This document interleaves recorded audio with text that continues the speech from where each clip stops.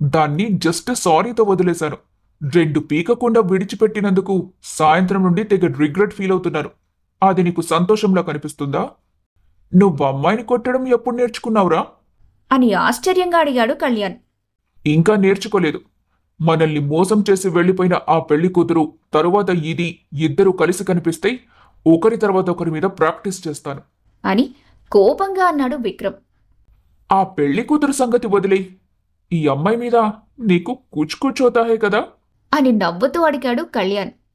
ఆ వెంటనే విక్రమ్ కొట్టిన దెబ్బకు అతని ముక్కు ఎర్రగా వాచిపోయింది. ఇప్పుడు చెప్పు అదే మాట.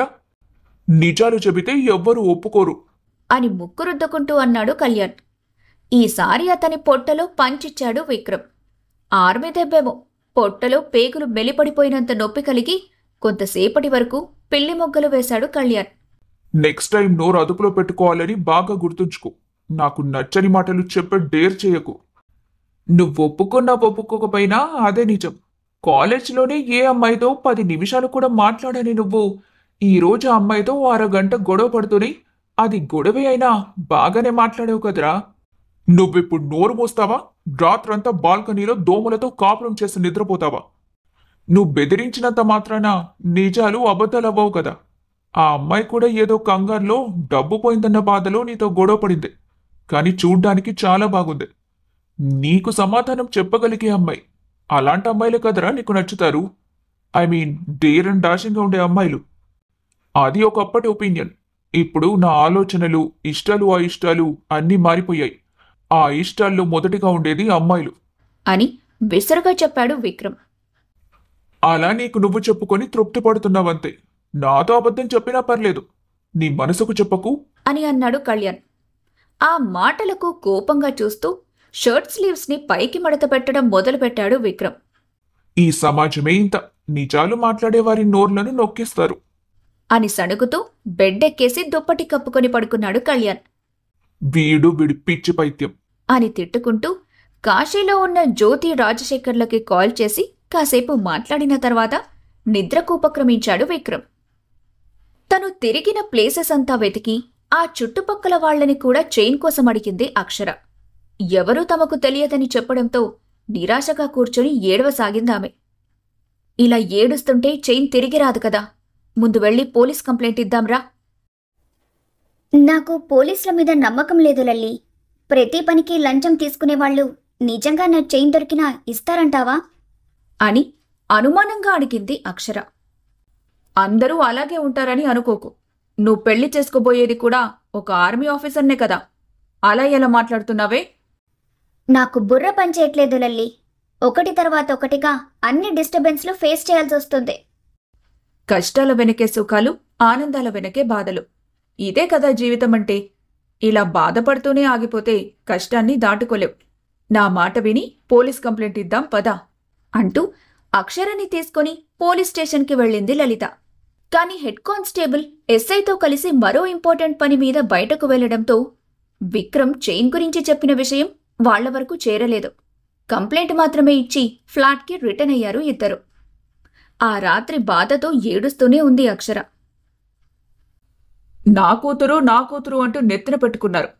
ఇప్పుడు అదే కూతురు మీ పరువుని గంగలో కలిపి వెళ్ళింది చూసారా? అందుకే మన కళ్ల ముందు మనింట్లోనే ఉంటుంది. నా తమ్ముడికిచ్చి పెళ్లి చేయండి అని చెబితే నా మాట వినలేదు. ఇప్పుడు చూడండి ఎంత అవమానంగా ఉందో. వీధిలోకి వెళ్తే తలెత్తుకోలేకపోతున్నాను అని గట్టిగా అరిచింది విజయ. నీ నోటికొచ్చినట్టు వాగకు విజయ. ఎవరేమనుకున్నా నా కూతురు గురించి నాకు తెలుసు. ఏం తెలుసు మీకు? నిజంగా అన్నీ తెలుసుంటే అది ఎవరిని ప్రేమించి వెళ్ళిపోయిందో కూడా తెలుసుకునేవారు కదా. తను ఎవరిని ప్రేమించలేదు, ఎవరితో వెళ్ళిపోలేదు. ఏదో కారణం చేత తప్పక వెళ్ళిందే తప్ప ఈ నాన్నకి దూరంగా ఉండటం తన వల్ల కాదు. నీ తమ్ముడు చెప్పిన కారణం కూడా నిజమని నాకు నమ్మకం లేదు అని భాస్కర్ వైపు కోపంగా చూశాడు భూషణ్. మేమేం చెప్పినా మీకు నిజాలనిపించవులేండి. అసలు మా మీద నమ్మకం ఉంటే కదా అని నిష్ఠూరంగా అంది విజయ. ఇన్నాళ్లకు నా మనసులో మాట చెప్పకుండానే అర్థం చేసుకున్న విజయ. అవును, నాకు నీ మీద, నీ తమ్ముడి మీద ఏమాత్రం నమ్మకం లేదు. మీరిద్దరూ కలిసి నా కూతుర్ని చిన్నప్పటి నుండి బాధ పెట్టడం, తన మనసుకి గాయాన్ని చేయడం నాకు తెలీదనుకుంటున్నారా? అక్షర నాతో చెప్పకపోయినప్పటికీ ఈ విషయాలన్నీ తెలుసు. నాకు తెలిస్తే బాధపడతానని తన మనసులోనే దాచుకుంది నా బిడ్డ. నీకు ఎలాగూ పిల్లలేరు కాబట్టి ఏ రోజుకైనా మనసు మార్చుకుని నా కూతుర్ని నీ కూతుర్లాగే చూసుకుంటావని నమ్ముతూ ప్రతిసారి అవకాశమిస్తూనే ఉన్నాను. కాని నువ్వు కూడా ప్రతిసారి ఆ అవకాశానికి అర్హురాలు కాదని నిరూపిస్తూనే వచ్చావు. నిజానికి ఈ పెళ్లి ఆగిపోవడానికి నా కూతురు వెళ్ళిపోవడం కారణం నువ్వేనని నా అనుమానం. అదే గనక నిజమవ్వాలి, ఆ రోజే నీ చివరి రోజు అని అక్కా తమ్ముళ్ళిద్దరికీ వార్నింగ్ ఇచ్చాడు భూషణ్. ఇది మరీ అన్యాయం బావా. ఏదో నీ మంచి కోరి నేను నిజం బయటపడితే మమ్మల్ని అనుమానిస్తావా? ఏంట్రా నువ్వు మాకు మంచి చేసేది? నీ వయసేంటి, నా కూతురు వయసేంటి? తనతో అసభ్యంగా ప్రవర్తిస్తావా? అంటూ అతని చెంప పగలగొట్టాడు భూషణ్. నా తమ్ముడి మీదే చేయి చేసుకుంటారా? ఎంత ధైర్యం మీకు? మీకు మాకు పడకూడదని ఆ రాక్షసే ఏదో చెప్పుంటుంది కదా అని కోపంగా గొడవకు దిగింది విజయ. తను అలా గనక చెప్పుంటే ఈ పాటికి మీరు చచ్చి చాలా రోజులే అయ్యుండేది. బావా, నోరు అదుపులో పెట్టుకొని మాట్లాడు. మా అక్కనేమైనా అంటే నేనూరుకోను. ఏంట్రా నువ్వూరుకునేది? నేను మీ అక్కను పెళ్లి చేసుకున్నాను, కాని దాంతోపాటు నువ్వు కూడా నా ఇంట్లో పడి పందిలమేస్తున్నావు. నేను నా కూతురు దయతలిచి చూడకపోతే మీ ఇద్దరి బతుకులు కేర్ ఆఫ్ బస్టాండ్ అయ్యేవి. పాపమని జాలి చూపించినందుకు పాములా విషం కక్కుతున్నారా? వయసు మీద పడింది, అంతేకాని నాలో చావలేదు. నా కూతురు ఊహ తెలిసిన తర్వాత చేసిన ఒకే ఒక్క తప్పు ఇలా నాతో చెప్పకుండా వెళ్ళిపోవడం మాత్రమే. ఆ తప్పు వెనుక కారణం తెలిసాక అందులో గనక మీ హస్తం ఉందని బయటపడితే మాత్రం అంటూ ఆ సెంటెన్స్ ని పూర్తి చేయకుండా వేలు చూపించి బెదిరించాడు భూషణ్. ఆ మాటలకు ఎదురు మాట్లాడే ధైర్యం లేక గుటకలు మింగారు విజయ, భాస్కర్. నా కూతుర్ని ఎవరూ నమ్మాల్సిన అవసరం లేదు, కాని నాకు తన మీద పూర్తి నమ్మకం ఉంది. తను ఎక్కడుందో ఎలా ఉందో నేను వెతుక్కోగలను అంటూ అప్పటికప్పుడు లగేజ్ ప్యాక్ చేసుకుని బయలుదేరాడు భూషణ్. అదేంటక్కా బావ అలా మాట్లాడుతున్నాడు? కొంపదీసి మన గురించి డౌట్ వచ్చిందంటావా? చూస్తుంటే నాకు కూడా అలానే అనిపిస్తుందిరా. అది ఎక్కడ చచ్చిందో ఏంటో. నిజంగానే రైలు కింద పడి చచ్చుంటే పీడ వదిలేది అని తిట్టిపోసింది విజయ. నిజంగానే అది దొరకనంత వరకు మాత్రమే మనం సేఫ్గా ఉన్నట్టు. ఒక పంచేయి, కొంతమంది మనుషులను ఏర్పాటు చేసి వాళ్లతో దాన్ని వెతికించే ప్రయత్నం చెయ్యి. ఒకవేళ మీ బావకన్నా అది మనకే ముందు దొరికితే సైలెంట్గా చంపేయడమో లేక నీతో బలవంతంగానైనా పెళ్లి చేయడమో చేసినా మనం సేఫ్ అయిపోతాం. అవునక్కా, నీ ప్లాన్ చాలా బాగుంది అంటూ అక్క చెప్పిన ప్లాన్ అమలు చేసే పనిలో పడ్డాడు భాస్కర్. అక్షర కాలేజ్కి, లలిత ఆఫీస్కి వెళ్తుంటే ఢిల్లీలో ఉన్న మిగతా టూరిస్ట్ ప్లేసెస్ని కవర్ చేసే పనిలో బిజీగా ఉన్నారు కళ్యాణ్, విక్రమ్. పోయిన చైన్ గురించి అక్షర ఎప్పుడూ డల్గా కూర్చొనుండటం చూసి సండే రోజున మాల్కి తీసుకెళ్ళింది లలిత. ఇప్పుడెందుకని మాల్కి తీసుకొచ్చావు లల్లి? నాకు ఇంట్రెస్ట్ లేదు. నువ్వు కట్టుబట్టలతో వచ్చేశావు, ఎన్ని రోజులని నా బట్టలతో అడ్జస్ట్ అవుతావే? అందుకే అలా షాపింగ్ చేద్దామని తీసుకొచ్చాను. ఏమో, నాకేది ఇంట్రెస్ట్ లేదు. నువ్వే ఏదో ఒకటి సెలెక్ట్ చెయ్యి. ఇది ఇంట్లో మూడిగా ఉంటుందని ఇక్కడికి తీసుకొస్తే ఇక్కడ కూడా అదే మొద్దు మొహం వేసుకుని తిరుగుతుంది. దీన్ని ఎలా మార్చాలో ఏంటో అనుకుంటూ సెలెక్ట్ చేసే పనిలో పడింది లలిత. మరోవైపు కళ్యాణ్, విక్రమ్ కూడా అదే మాల్కి వచ్చారు. ఇక్కడేముంటుందని తీసుకొచ్చావురా అని విసుగ్గా అడిగాడు విక్రమ్. ఎంతసేపని ఎండలో రోడ్ల మీద తిరుగుతాం? అలా ఏసీలో కూడా తిరుగుతుంటే ఎవరైనా మంచి అమ్మాయి దొరక్కపోతారా? పెళ్లి చేసుకోవడానికి సెట్ అవ్వకపోతుందా అని ప్రయత్నం చేస్తున్నాను. పెళ్లి మీద గాలి మళ్ళిందా? వద్దురా కళ్యాణ్, నా మాట విను. ఈ పెళ్లిలొల్లి అదంతా వద్దు. సింగిల్గా ఉండడం బెస్ట్. నీకో దండంరా బాబు. నువ్వు చేసుకోకపోతే చేసుకోకపోయావు, నన్నైనా బాగుపడనివ్వు అంటూ దిక్కులు చూస్తున్న కళ్యాణ్కి ఒకవైపున అక్షర కనిపించి ఆశ్చర్యపోయాడు. వెంటనే విక్రమ్ని మరోవైపుకి లాక్కెళ్లి షాపింగ్లో బిజీ చేశాడు. మరోవైపు లల్లి సెలెక్ట్ చేస్తున్న బట్టల్ని చూస్తున్న అక్షరకి అటుగా వెళ్తున్న తమ ఫ్యామిలీ ఫ్రెండ్ కనిపించి కళ్ళు పెద్దవయ్యాయి. దేవుడా, ఇతను ఆ రావ్ అంకుల్ గారి కొడుకు కదా? నన్నిక్కడ చూశాడంటే వెంటనే అంకుల్కి ఫోన్ చేసి చెప్పేస్తాడు. ఆయన మా నాన్నకు చెప్పేస్తారేమో అని కంగారు పడిపోయింది అక్షర. అంతలో ఆ అబ్బాయి తన షాపింగ్ కంటిన్యూ చేస్తూ తన వైపే వస్తూ కనిపించడంతో చేతికి దొరికిన డ్రెస్ని పట్టుకొని ట్రైలర్ రూమ్ వైపు పరిగెత్తింది. అదే సమయంలో విక్రమ్ కూడా ఒక షర్ట్ని ట్రయల్ చేయడానికి డోర్ ఓపెన్ చేయగా అక్షర వచ్చిన వేగానికి ఇద్దరూ అదే ట్రయల్ రూమ్లోకి వెళ్లి లాక్ అయిపోయారు. ఎవర్రా అది? అంటూ విసుగ్గా వెనక్కి తిరిగాడు విక్రమ్. అక్కడ అక్షర కనిపించి అతని కళ్ళు కోపంతో ఎరుపెక్కితే విక్రమ్ని చూడగానే అక్షర షాక్తో బిగుసుకుపోయింది. ఏం చేస్తున్నావే? అని కోపంగా అడిగాడు విక్రమ్. బేగి అన్నావంటే మర్యాదగా ఉండదు అని వేలు చూపించింది అక్షర. మగాళ్లను బలవంతంగా ట్రయల్ రూమ్లోకి లాక్కెళ్తున్న నిన్ను మర్యాదగా పిలవాలా? అని వెటకారంగా అన్నాడు విక్రమ్. అబ్బో, నువ్వు పెద్ద అందగాడివని నీకోసం పడి చచ్చిపోతూ నీ వెనకపడి వచ్చానులే అని అంతే వెటకారంగా అంది అక్షర. అది నిజం కాకపోతే ఇక్కడెందుకున్నావు? అసలెందుకొచ్చావే? ముందు బయటికెళ్ళు. నేను నీకోసం రాలేదని చెబుతుంటే అర్థం అవ్వట్లేదా? బయట. అమ్మో, ఇప్పుడు వీడికి ఏం చెప్పాలి? అసలే నేనంటే మండిపడుతున్నాడు. ఒకవేళ నా గురించి తెలిస్తే లాక్కెళ్ళి మరీ మా పిన్ని ముందు నిలబెట్టినా నిలబెడతాడు. వెళ్ళమంటే అలా గుడ్ల గుబ్బ కళ్ళేసుకొని చూస్తావేంటి? ముందు బయటకు పో. అరే, నేనేమైనా సరదాగా వచ్చానా ఏంటి? నన్ను కాలేజీలో ఒకడు ప్రేమ అంటూ తగులుకున్నాడు. వాడిప్పుడు ఇదే మాల్లో ఉన్నాడు. నన్ను చూస్తే ఇక్కడ కూడా టార్చర్ చేస్తాడు. అందుకే ఇక్కడ దాక్కున్నాను. కాస్త ఓపిక పడితే వాడు మరోవైపు వెళ్ళిపోతాడు. నేను మా ఇంటికి వెళ్ళిపోతాను. అరవకుండా కోఆపరేట్ చేయవయ్యా. నిన్ను ప్రేమించాడా? వాడి టేస్ట్ చాలా చండాలంగా ఉంది అని అన్నాడు విక్రమ్. ఆ మాటకు కోపంగా చూసింది అక్షర. ఏంటా చూపు? నేను నిజమే చెబుతున్నాను. వాడెంత దరిద్రంలో లేకపోయి ఉంటే నిన్ను తగులుకుంటాడు? ఏ, నాకేం తక్కువ? తల పొగురుతో పాటు అన్నీ ఎక్కువే. మంచి మనసున్న వాళ్ళకి ఎదుటి వాళ్ళ మనసు కూడా తెలుస్తుంది. ఆ మనసు నీకు లేకే నాతో గొడవ పెట్టుకుంటావు.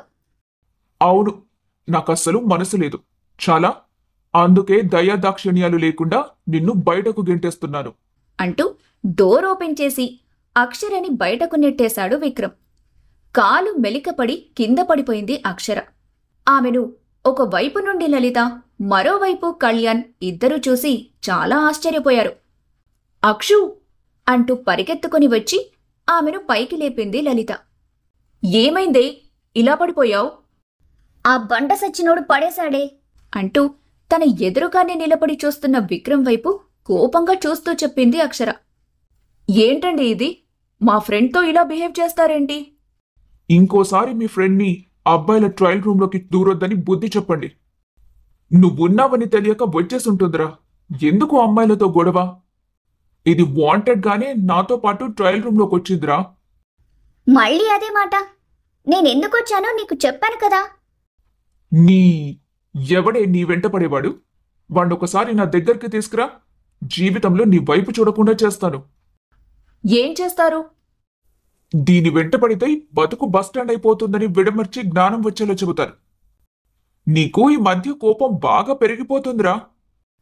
అవునండి, ముందు మీ ఫ్రెండ్ని ఎవరైనా ఫేమస్ సైకియాట్రిస్ట్కి చూపించండి అని కోపంగా చూస్తూ అంది అక్షర. ఆయన ఎవరో నీకు తెలుసా అక్షు? ఎందుకు తెలీదు? మొన్న హెల్ప్ చేసింది, తర్వాత గొడవ చేసింది ఈయనగారే కదా. ఓ, అది మీరేనా? చాలా థ్యాంక్స్ అండి. మీ వల్ల మాకు చాలా పెద్ద మేలు జరిగింది. లేదంటే ఆ రోజు చాలా నష్టపోయేవాళ్ళం. ఆ మాట నాకు కాదు, మీ ఫ్రెండ్కి చెప్పండి. హెల్ప్ చేసిన వాళ్ళని తిరిగి ఎలా టార్చర్ చేయాలో ఆవిడ కంటే బాగా ఇంకెవరికి తెలిసినట్టు లేదు. దానికి కొంచెం కోపం, ఆవేశం ఎక్కువ. మీరేమీ అనుకోవద్దండి. నాకేమీ కోపం ఎక్కువ కాదు. నాతో ఎవరు ఎలా ప్రవర్తిస్తే నేను వాళ్లతో అలాగే ఉంటాను. అరే, మా ఫ్రెండ్ కూడా అంతేనండి. సేమ్ మీ ఇద్దరు ఒకేలా ఉన్నారు అని నవ్వుతూ అన్నాడు కళ్యాణ్. అందుకే ఇద్దరికీ అసలు పడట్లేదు. మీరు కూడా అచ్చం నాలాగే ఉన్నారండి, చాలా సౌమ్యంగా అని ఐస్ చేయటం మొదలుపెట్టాడు కళ్యాణ్. ప్రతి కోపిష్టి ఫ్రెండ్ పక్కన మంచులాంటి ఫ్రెండ్ కూడా ఉండటం కామన్ కదండి. అవునవును, మీరు చూడ్డానికి చాలా బాగున్నారు. మొహం చూస్తేనే చాలా మంచి వాళ్ళని అర్థమైపోతుంది. Thank you. If you don't mind, me Instagram ID ఇస్తారా? ఐడి మాత్రమే ఏం సరిపోతుంది, ఫోన్ నంబర్, ఇంటి నంబర్, ఇంట్లో వాళ్ళ నంబర్స్ కూడా తీసుకోరా. అని వెటకారంగా అన్నాడు విక్రమ్. మరీ ఫస్ట్ మీట్లోనే అవన్నీ తీసుకుంటే ఏం బాగుంటుంది? సిగ్గులేని వెదవ. వాళ్లతో ఏంట్రా మాటలు? వెళ్ళిపోదాం పదా. వెధవలతో మాట్లాడటం మాకు కూడా ఇష్టం లేదండి కళ్యాణ్ గారు. మీ ఫ్రెండ్ని తీసుకెళ్ళిపోండి. నన్ను వెదవంటావా? నేనెవరో తెలుసా? అని కోపంగా అడిగాడు విక్రమ్. ఎవరైతే ఏంటి, మీకు అమ్మాయిలకు రెస్పెక్ట్ ఇవ్వడం తెలీదు. అందుకే మీరు నాకు నచ్చలేదు. ఈ మధ్యనే మీ అమ్మాయిల గురించి కొన్ని నిజాలు తెలిసాయిలే. అప్పటి నుండి మీ మీద రెస్పెక్ట్ పోయింది. ఒరే విక్కీ, ఎవరో ఏదో చేశారని అందర్నీ తప్పుగా అనుకోవడం తప్పురా. నువ్వు అమ్మాయితో గొడవ పడటం ఆపరా. అని రిక్వెస్టింగ్గా అన్నాడు కళ్యాణ్. అందరూ ఒకటేరా, మోసం చేసే బ్యాచ్. ఇలాంటి మూర్ఖులకు ఎంత దూరంగా ఉంటే అంత మంచిది. పదవేలల్లి వెళ్ళిపోదాం. లల్లి అనే పేరును మైండ్లో సేవ్ చేసుకున్నాడు కళ్యాణ్. దీనికేంటో సడన్గా అమ్మవారు పోనినట్టు బిహేవ్ చేస్తుంది అని గొణుక్కుంటూ అక్షరతో అక్కడి నుంచి వెళ్ళిపోయింది లలిత. ఇదంతా నీ వల్లేరా ఇడియట్. వద్దంటే తీసుకొచ్చావు. ఉన్న ముడ్ని అది స్పాయిల్ చేసేసింది అని తిట్టుకుంటూ కళ్యాణ్ని కూడా అక్కడి నుంచి లాక్కుపోయాడు విక్రమ్.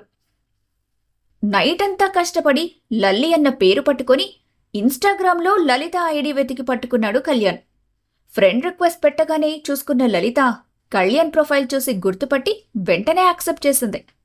ఇద్దరూ హాయ్తో మొదలుపెట్టిన చాటింగ్ కాసేపటికి చాలా దూరం వెళ్ళిపోయింది. ఏంట్రా మోహన్ తీసుకెళ్లి ఫోన్లో పెట్టావు? కొత్త అమ్మాయి తగులుకుందా? నాకెవరూ తగలలేదు గాని నీకే ఎవరైనా తగులుతారేమో అని వెతుకుతున్నా. నాకు తగలటమేంటి అని విసుగ్గా అడిగాడు విక్రమ్.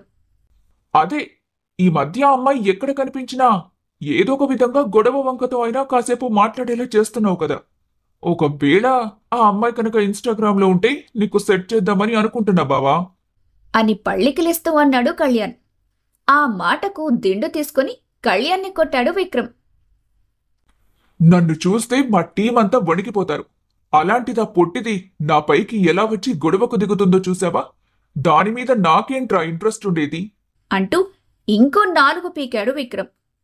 నువ్వు పైకి అలా అంటున్నావు గాని లోపల కుచ్ హోతా హే అని నాకింకా అనుమానం పోవట్లేదు. కుచ్ నెహీ హోతా హే. నీకంత దురదగా ఉంటే ఆ చైన్ పోగొట్టుకున్న అమ్మాయి ఎవరో తెలుసుకో. అది అమ్మాయిదే అని అంత ఖచ్చితంగా ఎలా చెబుతున్నావు? ఎందుకంటే అది అమ్మాయిదే కాబట్టి అంటూ చైన్ తీసి చూపించాడు విక్రమ్. ఆ చైన్కి ఉన్న లాకెట్లో ఓవైపు ఆప్రాన్ మీద స్టెథోస్కోప్ ఉంటే మరోవైపు ఒక పెద్ద ఆవిడ ఫోటో ఉంది. ఓహో, ఈ ఫోటో గల ఆవిడదేనేమో ఈ చైన్. ఆవిడ చూస్తే తల్లిలా ఉంది. నువ్వెంట్రా అమ్మాయి అంటున్నావు? సరిగ్గా చూడరా వెధవ. ఆ ఫోటో మీద మిస్ యూ అమ్మా అని రాసుంది. నా గెస్ ఆవిడ చనిపోయారేమో. ఆవిడ కూతురు మెడిసిన్ చదువుతూ వాళ్ళమ్మను ఎప్పుడంటే అప్పుడు చూసుకోవడానికన్నట్టు ఈ ఫోటో అరేంజ్ చేసుకుందేమో అనిపిస్తుంది అంటూ అక్షర ఉద్దేశాన్ని కరెక్ట్గా గెస్ చేశాడు విక్రమ్. అలా అనుకున్నా అది అబ్బాయిదనుకోవచ్చు కదా. మేబీ. కానీ అబ్బాయిలు ఇలా పైకి ప్రేమను చూపించరు కదా. ఏదైనా మనసులోనే దాచుకుంటారు. అందుకే ఇది అమ్మాయిది అని నా ఫీలింగ్. పైగా డిజైన్ చూసావా? ఇది అమ్మాయిలు వేసుకునేదే. ఆ అమ్మాయికి ఈ చైన్ అంత సెంటిమెంట్ అయితే ఎలాగోలా వెతుక్కుంటూ వస్తుందిలే. మన దగ్గరుందని తనకు తెలియదు కదా వెతుక్కుంటూ రావడానికి. సో మనమే వెతికి ఎదురు వెళ్దాం. నీకేంట్రా అంత ఇంట్రెస్ట్? పైగా అమ్మాయిలంటే పడదు అంటూనే ఆ అమ్మాయి కోసం తాపత్రయపడుతున్నావు. ఏంటి కదా అని అనుమానంగా అడిగాడు కళ్యాణ్. ఈ అమ్మాయి నేననుకున్నలాంటి అమ్మాయి కాదేమో అనిపిస్తుంది అని చిన్నగా నవ్వాడు విక్రమ్.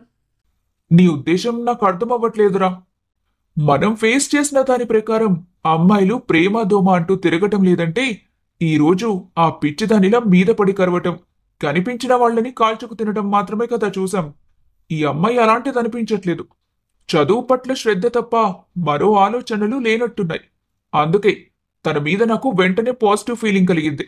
ఒక్కసారైనా తనని కలవాలి అనిపిస్తుంది. ఇదేంటిది, బండి రాంగ్ రూట్లో వెళ్తున్నట్టుంది అని తనలో తనే అనుకున్నాడు కళ్యాణ్. ఇద్దరూ డిన్నర్ కంప్లీట్ చేసుకున్న తర్వాత మళ్లీ లలితతో మాటల్లో పడ్డాడు కళ్యాణ్. కొద్దిసేపటికి అతని మొహం వెలిగిపోయే వార్త తెలిసి హమ్మయ్య అనుకుని రిలాక్స్డ్గా నిద్రపోయాడు. రాత్రంతా బాగా ఆలోచించానురా. నువ్వన్నదే నాకు నిజమనిపిస్తుంది. ఆ అమ్మాయి ఎవరో చాలా చక్కనైన పిల్లున్నట్టుంది. నాకు కూడా తన మీద పాజిటివ్ వైబ్స్ కలుగుతున్నాయి. సంతోషం. చాలా త్వరగా జ్ఞానోదయమైంది. నా జ్ఞానం గురించి పక్కన పెట్టు గాని ఒక కన్ఫర్మేషన్ ఇవ్వు. ఇప్పుడు ఈ అమ్మాయి మంచిదని నువ్వు అనుకుంటున్నావు కదా. ఒకవేళ తను మనకి కలిసేదే అనుకో, ఇష్టపడతావా? అన్నీ సెట్ అయితే పెళ్లి చేసుకుంటావా? అని క్యూరియస్గా అడిగాడు కళ్యాణ్. Stop it idiot. నేనేదో నార్మల్గా మాట్లాడితే నువ్వెక్కడికి వెళ్ళిపోయావురా? అని విసుక్కున్నాడు విక్రమ్. నేను క్లారిటీగానే ఉన్నాను. నీకసలే ఏ అమ్మాయిలు నచ్చట్లేదు. లేక లేక ఈ అమ్మాయి మొహం చూడకుండానే మంచి ఇంప్రెషన్ కలిగించుకుంది. ఒకవేళ అన్ని బాగున్నట్టయితే ఆ అమ్మాయికి కూడా నీ మీద మంచి ఒపీనియన్ ఉంటే మీ ఇద్దరికి ముడిపెట్టేయొచ్చు కదా. పాపం ఆంటీ అంకుల్ చాలా ఫీల్ అవుతున్నారు.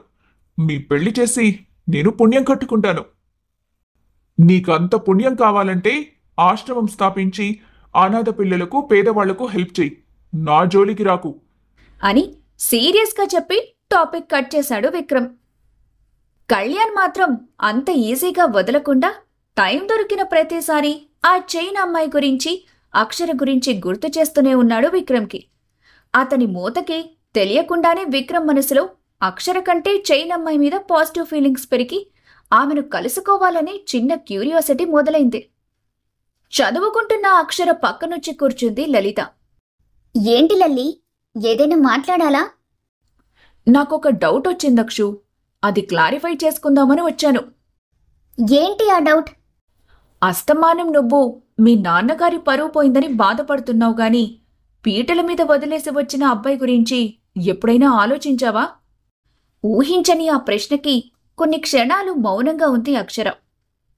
పీటల మీద పెళ్లాగిపోతే అమ్మాయికే కాదు, అబ్బాయికి కూడా చాలా అవమానాలు ఎదురవుతాయి. అతని మనసు కూడా బాధతో నిండిపోతుంది. అతను ఏ తప్పు చేయకపోయినా అనవసరంగా నీ వల్ల బాధపడ్డాడని ఒక్కసారి కూడా ఆలోచించలేదా నువ్వు? అవును లల్లి, నేను తప్పు చేశాను. అసలు ఆ అబ్బాయి గురించి ఒక్కసారి కూడా ఆలోచించనే లేదు అని గిల్టీగా అంది అక్షర. కనీసం ఆయన ఫోన్ నంబర్ నీ దగ్గర లేదా? ఒకసారి కాల్ చేసి సారీ చెప్పి ఏం జరిగిందో వివరించుంటే బాగుండు కదా. ఫోన్ నంబర్ ఏంటి? నాకసలు ఆయన మొహం ఎలా ఉంటుందో కూడా తెలీదు. వాట్? ఫేస్ కూడా చూడకుండా పెళ్లికి ఎలా ఓకే చెప్పావే అని ఆశ్చర్యంగా అడిగింది లలిత. ముందే చెప్పాను కదా, నాకు పెళ్లి మీద ఎలాంటి ఇంట్రెస్ట్ లేదని. చదువుకోవాలని తప్ప నాకు మరో ధ్యాస లేదు. నాన్న సంతోషం కోసం ఓకే చెప్పేశాను. కానీ ఎప్పుడూ ఆ అబ్బాయి గురించి ఆలోచించలేదు. తను కూడా నాతో కాంటాక్ట్ అవ్వడానికి ట్రై చేయలేదు. అందుకే నేను పెద్దగా పట్టించుకోలేదు. ఆ అబ్బాయి తన ఫ్యామిలీ చాలా సఫర్ అయి ఉంటారు కదా. ఒకవేళ వాళ్ళు నిన్ను హేట్ చేస్తే ఏం చేస్తావే? ఆ హేట్ ఫీలింగ్కి నేను అర్హురాలినే కదా లల్లి. సారీ చెప్పి చేతులు దులిపేసుకోలేను. ఒకవేళ వాళ్ళు నేను చెప్పింది విన్న తర్వాత నన్ను అర్థం చేసుకుంటే ఈసారి నాకు నేనుగా ఇష్టంగా నన్ను పెళ్లి చేసుకోమని ఆ అబ్బాయిని అడుగుతాను అని నవ్వుతూ చెప్పింది అక్షర. ఎలా? ఆ అబ్బాయి ఎలా ఉంటాడో ఏంటో ఏమీ తెలియదు కదా. నీకు అందంతో పని లేదా? నాకు అందం అవసరం లేదు లల్లి. నా మనసుని అర్థం చేసుకునే మంచి మనసుతో పాటు మనిషి మంచివాడైతే అంతకన్నా ఇంకేం అవసరం లేదు. తదాస్తు అని అంది లల్లి. గుడికి వచ్చిన ప్రశాంతత లేకుండా పోయింది. ఎక్కడికి వెళ్ళినా ఇలా తగులుకున్నావేంటి? అని విసుగ్గారిచాడు విక్రమ్. ఈ గుడేమైనా మీ తాత కట్టించాడా? లేదంటే గుళ్ళో దేవుడు నీకు మాత్రమే సొంతమా? ఏ, మేము గుడిలోకి రాకూడదా? అని కోపంగా అడిగింది అక్షర. ఖచ్చితంగా రావచ్చు. కానీ నువ్వొస్తావని తెలియక నేను కూడా వచ్చాను చూడు. నాది బ్యాడ్ లక్. నాది కూడా సేమ్ ఫీలింగ్ అని మొహం గంటగా పెట్టుకొని చెప్పింది అక్షర. అసలు నిన్ను కాదే, ఉదయం వెళ్దామంటే సాయంత్రమే వెళ్ళాలని నన్ను లాక్కొచ్చిన ఈ కళ్యాణ్ గాడిననాలి. ఎక్కడ వాడు? అంటూ వెనక్కి తిరిగి చూసి కొంచెం ఆశ్చర్యపోయాడు విక్రమ్. అక్కడ కళ్యాణ్, లలిత తమ ఇద్దరూ ఇలాగే ఎదురుబొదురుగా నిలబడి అరుచుకోవడానికి బదులుగా నవ్వుకుంటూ మాట్లాడుకుంటున్నారు. ఓసే లల్లి, ఇక్కడ వీడు మీద పడి నన్ను అరుస్తుంటే అక్కడ నీకు నవ్వుతూ కబుర్లొచ్చాయా? అని అరిచింది అక్షర. అజాతశత్రువుల్లా మీరు ఎదురుపడిన ప్రతిసారి గొడవ పెట్టుకుంటే మీతో పాటు మేము కూడా కొట్టుకోవాలా ఏంటి? నాతో గొడవ పెట్టుకునే ఇతని ఫ్రెండ్తో నీకెందుకే స్నేహం? దేని దారి దానిదే. ఇప్పుడు కళ్యాణ్ నా ఫ్రెండ్ అయిపోయాడు కాబట్టి ఈ ఫ్రెండ్కి ఫ్రెండ్ అయిన విక్రమ్తో నువ్వు నార్మల్గా ఉండమంటే ఉంటావా చచ్చినా ఉండను. అని విక్రమ్ వైపు కోపంగా చూస్తూ అంది అక్షర. నువ్వుంటానన్నా నేనుండనివ్వను. రే కళ్యాణ్, వెళ్దాం పదా. గుడికి వచ్చి దర్శనం చేసుకోకుండా వెళ్ళడమేంట్రా? దరిద్ర దేవత దర్శనమయ్యాక ఇంకే దేవుళ్లను దర్శనం చేసుకుంటాంలే అని వెటకారంగా అన్నాడు విక్రమ్. ఆ మాటకు చాలా బాధగా అనిపించింది అక్షరకు. ఆమె కళ్లల్లోనే ఆ బాధంతా తెలుస్తుంటే మౌనంగా మారిపోయింది. తనేమన్నాడు అర్థమై షిట్ అని మనసులోనే అనుకున్నాడు విక్రమ్. ఏంట్రా నువ్వు? అమ్మాయిలతో ఎలాగంటే అలాగే మాట్లాడతావా? ఇంతకు ముందు ఇలా ఉండేవాడివి కాదు కదరా, ఇప్పుడేంటి మరి ఇలా తయారయ్యావు? అని ఫస్ట్ టైం విక్రమ్ మీద విసుక్కున్నాడు కళ్యాణ్. ఆ మాటకు ఏం చెప్పాలో తెలియక తను కూడా సైలెంట్ అయ్యాడు విక్రమ్. సారీ అక్షర గారు, మా ఫ్రెండ్కి ఈ మధ్య కొంచెం ఫ్రస్ట్రేషన్ పెరిగి ఇలా ప్రవర్తిస్తున్నాడు, కానీ వాడు చాలా మంచివాడు, మీరు మనసులో పెట్టుకోకండి అని కొంచెం బాధగా చెప్పాడు కళ్యాణ్. ఇట్స్ ఓకే అండి, మీ ఫ్రెండ్ కరెక్ట్గానే అన్నారు అని తను కూడా బాధపడుతూ చెప్పి అక్కడ్నుంచి వెళ్ళిపోతుంటే అక్షర వెనకే వెళ్ళింది లలిత. ఏంట్రా నువ్వు? ప్రశాంతత కోసం గుడికొస్తే ఆ అమ్మాయిని అంత బాధ పెడతావా? రీసెంట్ గానే తను తన నగల్ని తాకట్టు పెట్టుకోవడం నీకు కూడా తెలుసు కదా. ఎంత కష్టాల్లో లేకపోతే అలా చేస్తారు అమ్మాయిలు. పైకి అలా అరుస్తారే కానీ వాళ్ళ మనసులు చాలా సున్నితంగా ఉంటాయి. ఆ కష్టాలను గుర్తు చేసేలా ఇలాంటి మాటలు మాట్లాడితే వాళ్ళ మనసుకి చాలా బాధగా ఉంటుంది కదా. వాంటెడ్గా అనలేదురా, టంగ్ స్లిప్ అయ్యాను అని గిల్టీగా అన్నాడు విక్రమ్. అందుకే అంటారు మాట జారితే వెనక్కి తీసుకోలేమని. ముందు వెనుక చూడకుండా నిజానిజాలు తెలియకుండా నోరు జారటం తప్పని నీకు కూడా తెలుసు కదా. నువ్వు బాధలో ఉన్నావు. ఆ బాధ నుండి బయటపడటానికే కదా నేను నిన్నిలా బయటికి తీసుకొచ్చాను. ఇక్కడ కూడా నువ్వు ఆ విషయాలే ఆలోచిస్తుంటే ఎలారా మునుపటిలా మారేది? మనసులో అవమానం తాలూకు బాధను తీసేయకపోతే ఎదురుగా ఉన్న సంతోషాలని కోల్పోతావు. ఓకే, నాకు అర్థమైంది.